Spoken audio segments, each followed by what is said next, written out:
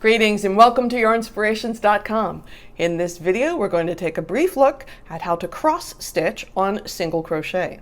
Now, this video was inspired by the Good Vibes pattern, but it doesn't matter what kind of pattern you're doing, the cross stitch techniques are the same. A couple things you want to think about first. A blunt tipped needle is best because you do not want to split the plies of the yarn when you're working. So it's okay to have a blunt needle. This has a teeny tiny point on it, but honestly, my place is full of craft supplies. So honestly, I just grabbed the first one I found, but you don't need a pointy one.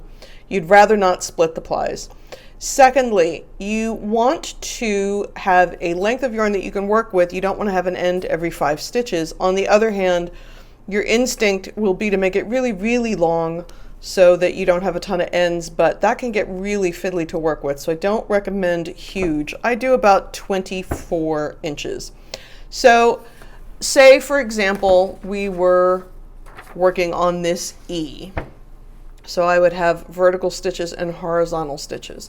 Now, again, if there's a stitch here, a stitch there, just a couple that you need to make your letter work out properly, you're going to do that one stitch at a time. But generally, if you have a row or a column of stitches, you're going to put the first half of the stitch down first, all in the same direction, and then the second half on top of that. And the reason we do that is it makes it look that much neater.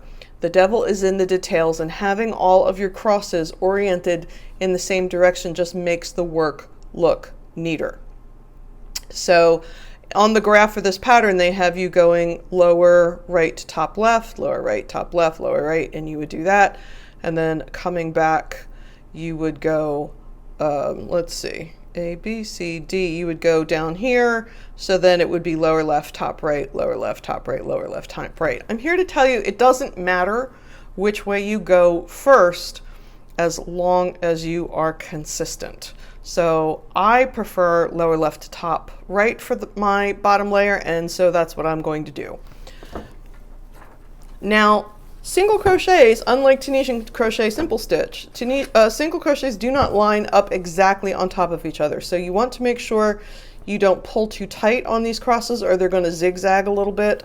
So you're going to come up at the bottom of a stitch, pull it all the way through. Now I've already woven in my end on the back. I don't want a big giant knot, but I've already woven my end in so it won't come any farther. So here's the stitch that I'm working around. I'm at the bottom left and I'm going top right.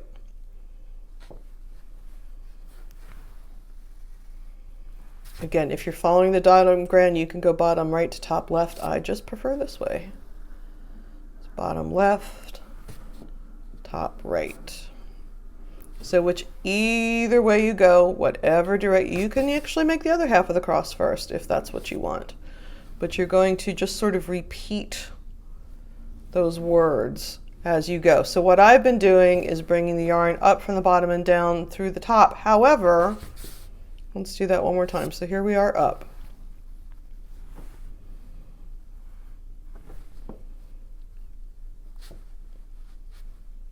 You can also go, so I'm at the bottom left of this stitch and I'm going to top right, and then I can scoop the needle so that it is coming down out from the bottom left of the next stitch. So bottom left, top right, and scoop. This actually goes a little bit faster and it's pretty easy to do on single crochet because you can see where you're going.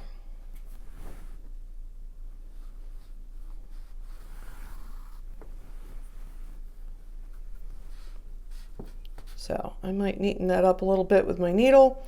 One thing again that you will notice as you go, I'm just going to tighten it up a little bit. The single crochet, the wrong side of the work is a little bit wider than the right side of the work. So again, once you've got your row put in, just going to go and make sure they're all about the same size. And if we look at the back, we have these little horizontal bars, and that's all we're seeing. We're not seeing big, giant, hideous floats, which is good. So now we're going to finish the stitch. So now we're going top left to bottom right, top left, bottom right. So we're finishing the cross. So again, you can go one mechanic at a time. And in this case, when you come up from the back, you're coming up in a hole that already has a thread in it.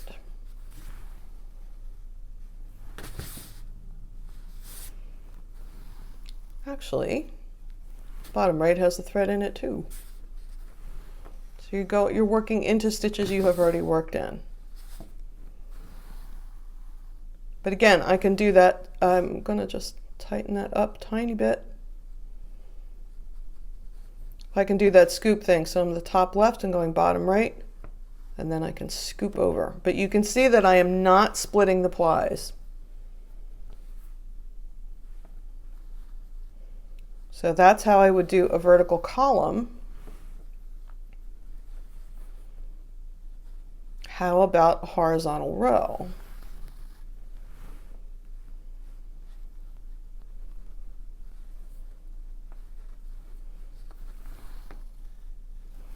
Now, on the stitches I have already made, the half of the cross that goes this way is under, and the half of the cross that goes this way is over, and I want to do the same thing to make sure that it is neat. So I can't come back up in the same hole because I've already, it'll pull itself out. So this one time, I'm going to go on the diagonal and bring it down. And that is because I do not want it to pop out. Let's take a look at the back. So you can see when I did the second half of my crosses, the floats lined up on top of the existing crosses. So again, it keeps the back of the work neat. But that one time, because I'm changing orientation, I have that little diagonal, and that's because I can't bring the needle up in the same place that I brought it down, or it will pop out. So now I want my bottom left to top right, but I'm going horizontally. So bottom left, top right, and I can scoop down. Right? Bottom left, top right, bring the needle down. Make sure that that needle is under the working yarn.